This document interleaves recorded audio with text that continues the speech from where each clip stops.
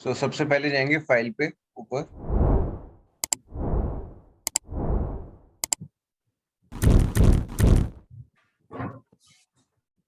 File पे जाने के बाद आप जाओगे ऑप्शंस के अंदर। आपको अगर सामने ऑप्शंस नहीं दिख रहा तो आपको मोर के अंदर आ जाएगा ऑप्शंस लिखा हुआ।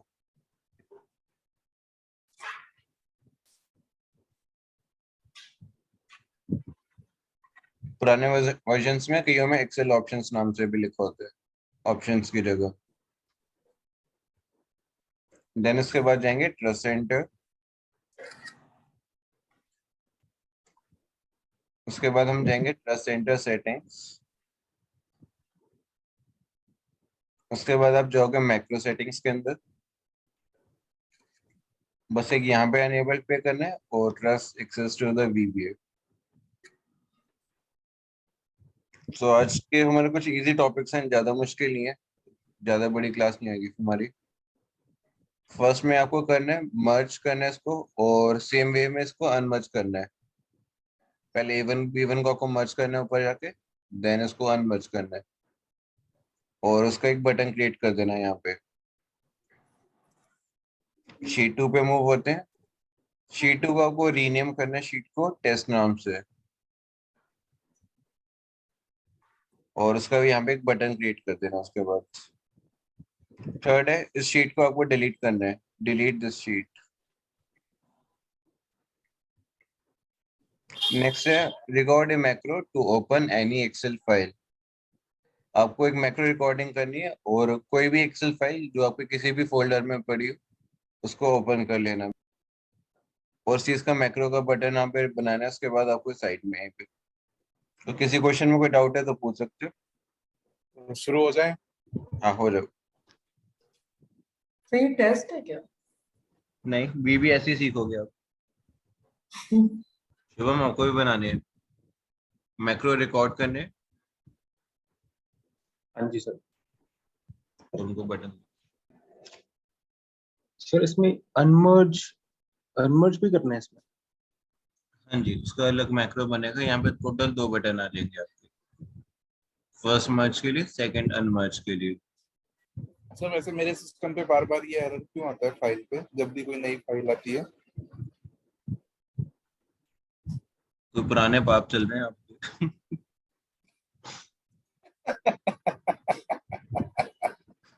आगे शॉर्टकट भी रिकॉर्ड कर लेता मैक्रो। हाँ, शॉर्टकट से जो एक्शन होने वाला होता है उसको रिकॉर्ड करते हैं। तो सौरभ ठीक है, अब आप कर सकते ठीक है ठीक।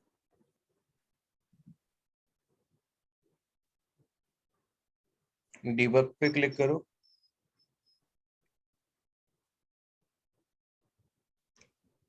शीट 3 डॉट सिलेक्ट, शीट 3 अब है वहां पे। नहीं सर।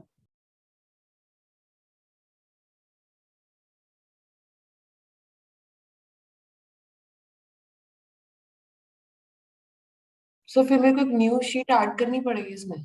हाँ जी, शीट 3 नाम से। वैसे आगे मुझे समझ में। ठीक है, कर लो उसको।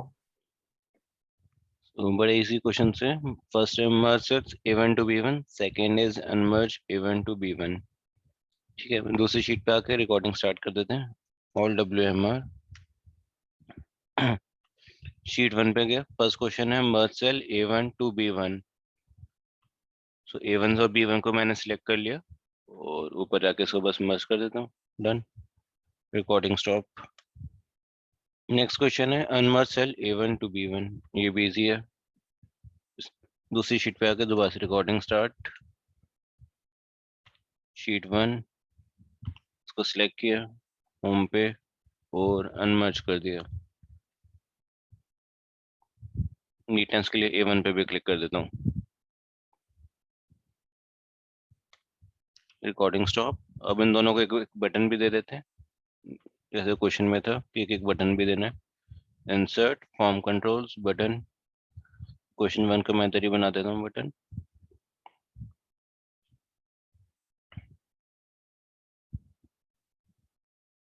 मैक्रो असाइन कर दिया इसको मैंने। इसको क्वेश्चन 1.1 क्लिक करके देखें, हो भी रहा है, वेरी गुड। अब एक और बटन बनाना है, तो उसी को मैंने कॉपी कर लिया ताकि वेट्स वगैरह सब कुछ सेम दिखे नीटनेस के लिए। अब इसके अनमर्ज का भी बटन बना दिया और उसको मैक्रो असाइन कर देते हैं दूसरे वाला, क्योंकि अभी कॉपी किया तो पुराने मैक्रो भी असाइंड है। सो अनमर्ज का मैंने मैक्रो असाइन कर दिया। लेट्स सी वर्क कर रहा है। Yes, awesome. Format control, do not move और साइज। इकट्ठे करने का बेनिफिट ये रहता है, बार बार मूव नहीं करना पड़ता। क्वेश्चन 2 पे आते हैं। क्वेश्चन 2 भी बड़ा सिंपल सा है, rename the sheet to as test. ठीक है, वेरी गुड। इसका नाम है शीट 2, उसको नाम करना है हमें टेस्ट। रिकॉर्डिंग ऑन करते हैं, रिकॉर्डिंग ऑन करते हैं, इसका बस नाम कर देते हैं टेस्ट और रिकॉर्डिंग ऑफ। रिकॉर्डिंग ऑफ करने के बाद इसको एक बटन भी असाइन कर देते हैं जैसे कि क्वेश्चन में था।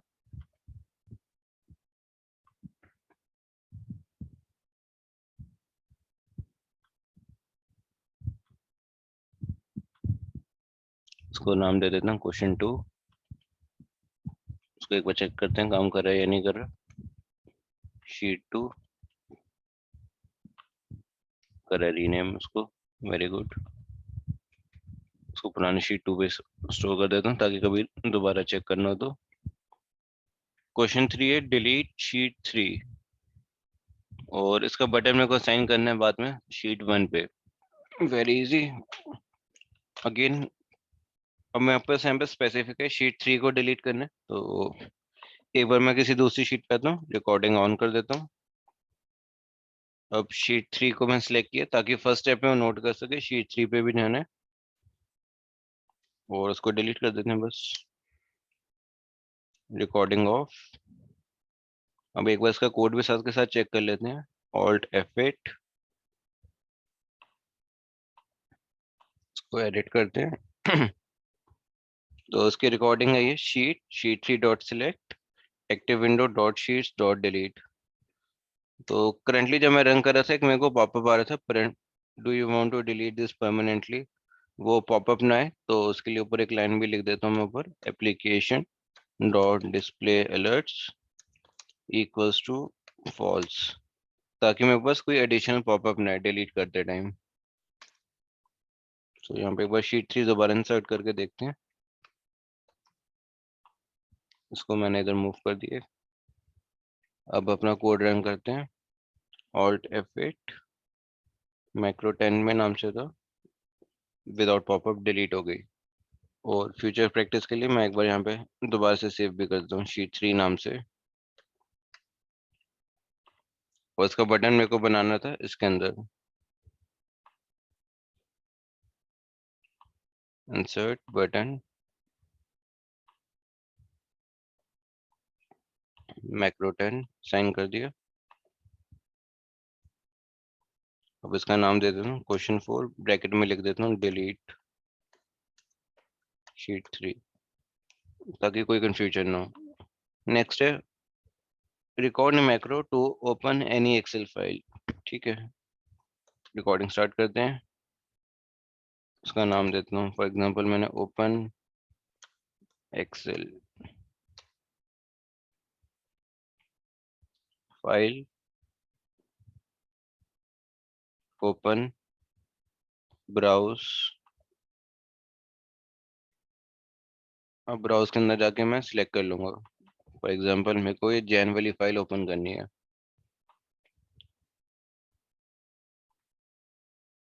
और रिकॉर्डिंग ऑफ कर देते हैं, और इसको एक बटन क्रिएट करना था, डेवलपर इंसर्ट बटन।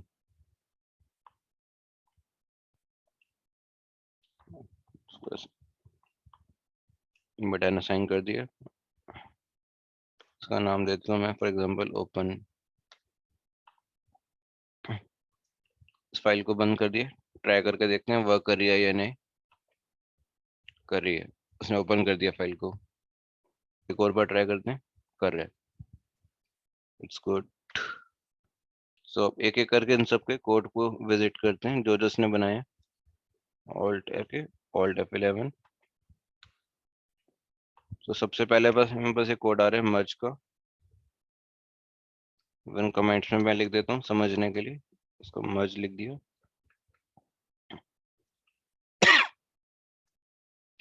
ये लाइन मेरे को नहीं चाहिए, इसको हटा देते हैं। सेम वे इसके लिए भी मेरे को ये लाइन नहीं चाहिए, हटा देते हैं। उसके कमेंट्स में भी लिख देते हैं, इसके कमेंट्स में लिख देते हैं अनमर्ज, ताकि मैं बाद में समझ सकूं। ये मेरा रीनेम का था,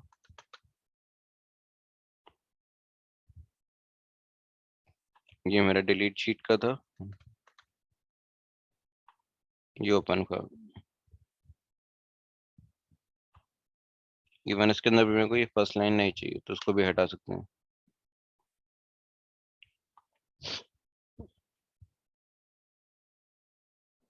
अब यहाँ पे एक नेक्स्ट एक चीज सीखेंगे, उसको रन करना खाली, और डिलीट पे बस क्लिक मत करना। ओके।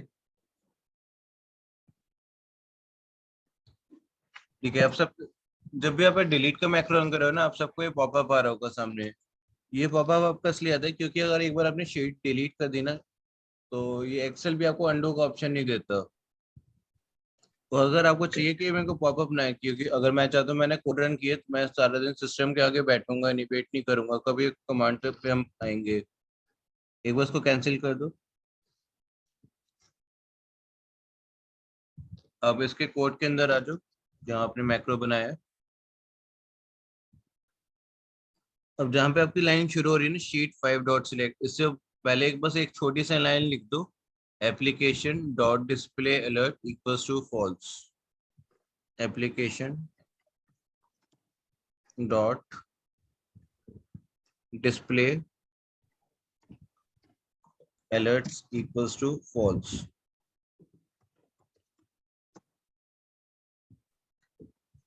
इसका मतलब होता है कि कोई भी अलर्ट आनी होगी तो वो आपको अलर्ट नहीं देगा, आपने जो मैक्रो में लिखा है उस चीज को वो एग्जीक्यूट कर देगा। अब मैक्रो को रन करके देखो, अब आपको पॉपअप नहीं आएगा, सीधा शीट डिलीट होगी आपकी। ओके, अब यहाँ से रन कर सकते हैं प्ले बटन? ऐसे भी कर सकते हो।